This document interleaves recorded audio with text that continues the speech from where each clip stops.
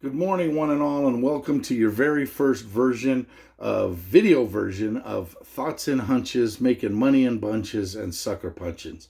I'm Stony, and let's get right to it. If you're a sports fan right now, this time of year is the coup de grace. It is the greatest time to be a sports fan because unfortunately, because of the pandemic, we've got baseball, we've got football, we've got basketball, we've got hockey, we've got golf, which I'm watching right now. We're major golf, the U.S. Open.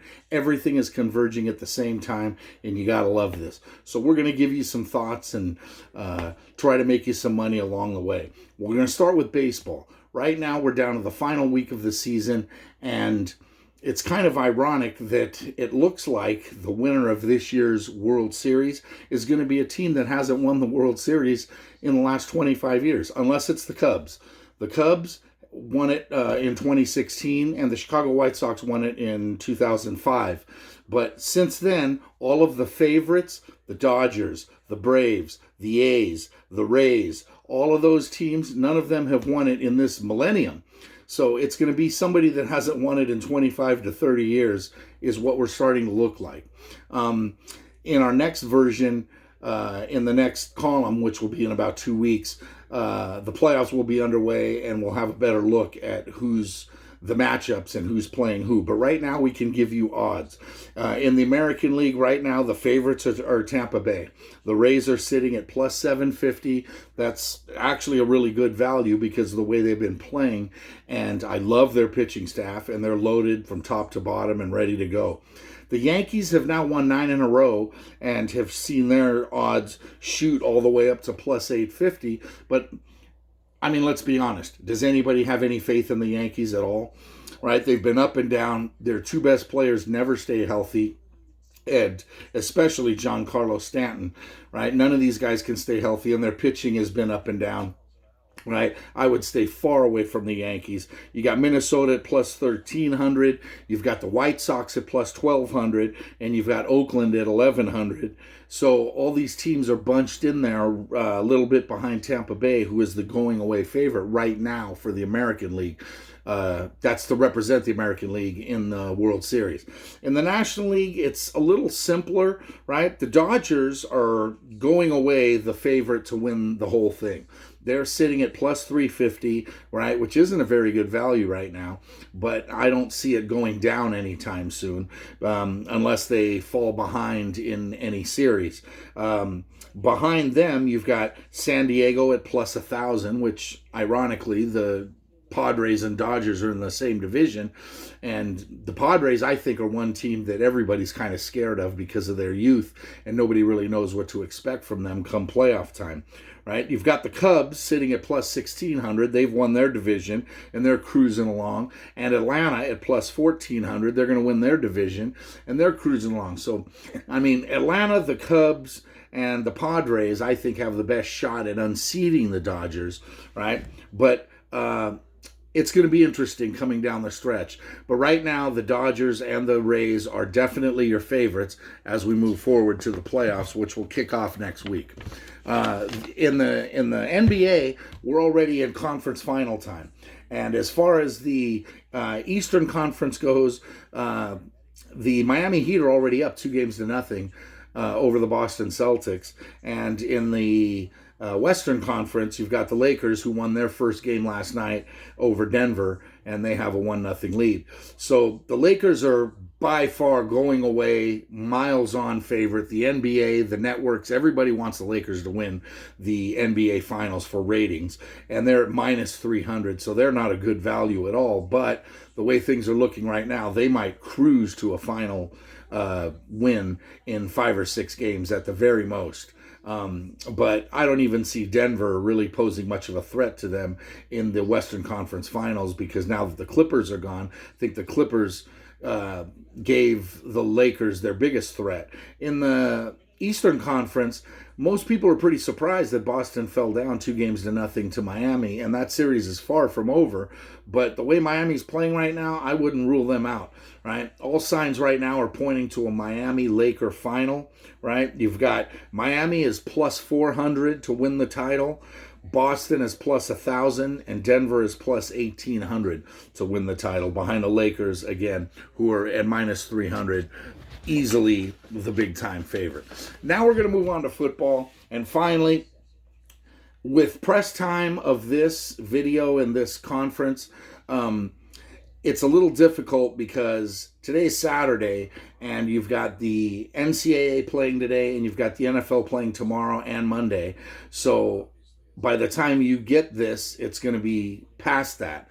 So I'm going to have to give you picks for a week in advance. Now, these numbers are subject to change, and they will change depending on what happens tomorrow. So we're going to skip over NCAA for now because all the big teams get their start either this week or next week, so we'll have a better idea of what to expect going forward. But as far as the NFL, here's what I'm looking at going forward to week 3. Now, this is all based off all these teams playing just one game last week and what to look forward to. I'm going to start with 5 underdogs because underdogs are my specialty, and I like to make you money because an old wise man once said, anybody can win betting favorites, but you can't make money unless you bet the dogs.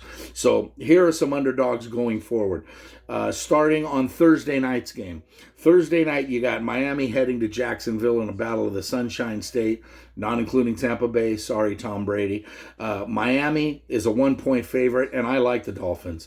It's basically a pick 'em, but the Dolphins didn't look too good in their week 1 loss, but they didn't look too bad either, right? Their offense didn't move the ball very well, but that's just a matter of time before Fitzmagic gets going, or Miami just pulls the plug and turns the reins over to rookie Tua Tagovailoa as their future franchise quarterback. But right now, Miami's better than Jacksonville, even though Jacksonville won game 1, right, in pretty impressive fashion by coming from behind to knock off Indianapolis. I still like Miami to win outright, even though they're getting a point. Just take the point, bet it straight up, and take Miami on the money line. Game 2, I've got Buffalo minus 3 at home against the Rams. I like the Rams plus the points. Buffalo, to me, is still exaggerated. Their defense is legit. There's no doubt about it. But I still have questions about how they can move the ball offensively. And the Rams' defense is 100% legit. They're going to be just fine going forward. And their offense is just starting to click again. And Jared Goff is still one of the top quarterbacks in the league, even though he's coming off a down season. The Rams will be fine. I say take the 3, even though the Rams are traveling cross country. Right now, fans aren't allowed. There's limited fans. So how much of a home field advantage is there really truly in the NFL these days? I'm not sure. I like the Rams. Go with the Rams plus 3. The third game, the 49ers are traveling cross country to play the New York Giants, and the 49ers are 7-point favorites. I like the Giants all day and every day in this. The 49ers have massive injury problems and massive confidence problems at the quarterback position. Jimmy Garoppolo is not moving the football. They're not running the ball with that power running game. And Jimmy Garoppolo is just having problems throwing. And now with George Kittle, who knows how long he's going to be out, he's the number 1 target. And the 49ers really don't have a reliable receiver once Kittle got hurt. So the 49ers are in trouble. The Giants are in trouble. The Giants aren't a very good team. We all know that. But Daniel Jones is going to get better at quarterback. Saquon Barkley is still an all-pro. He's a superstar. And the Giants will be able to score enough. I don't think the Giants win this game, but I certainly don't see the 49ers winning by more than a touchdown. So take the Giants. Game 4, I have Minnesota minus 1 at home against Tennessee. Minnesota's got question marks. They're a very good team, but they didn't look good in their season opener. And Kirk Cousins, there's still questions about whether or not he's the right guy for the job and at quarterback. And their defense, although good, is a little banged up right now. And they're going to see a downfield steaming runner like Derrick Henry, who's going to get the ball 20, 25 times. And Tennessee is a very good team. They're very well coached. They don't make very many mistakes. They're good defensively. They like to keep games close. And with the game on the line, Henry right now is the guy that I would back, and I like Tennessee +1 at Minnesota. Excuse me. The last underdog game I like is New Orleans at home, -5.5 against Green Bay. I like the Packers right now. I'm certainly not a Packer fan. I'm certainly not an Aaron Rodgers fan, but he's coming out with a chip on his shoulder because Green Bay is doing everything against him, and it seems like they don't want him to be around much longer. When they drafted Jordan Love out of Utah State in the draft, and he went absolutely, he meaning Aaron Rodgers, went absolutely ballistic in game one and threw for over 400 yards and 4 touchdowns. I don't see that slowing down. New Orleans is a machine, especially at home. We don't know about crowd control again. Usually going to the Superdome is a march of death for opponents because the Superdome is loud and it's noisy and it's boisterous and their crowd and their fans are nuts. But New Orleans won't have that luxury now. So I see a high-scoring game with both teams getting on the board early and often. But Rodgers right now, I'm going to take him over Drew Brees, and we'll go from there. Excuse me. The final 2 games I'm going to give you are my 2 favorite picks of the week. And favorites meaning not your 2 best bets of the week, but 2 teams that are favored to win and are going to win and cover. We're going to start with the Indianapolis Colts. They're at home, laying 7 against the New York Jets. The Jets are just a complete disaster. They're a total mess. They're one of the 3 or 4 worst teams in the NFL, and I don't see them getting any better.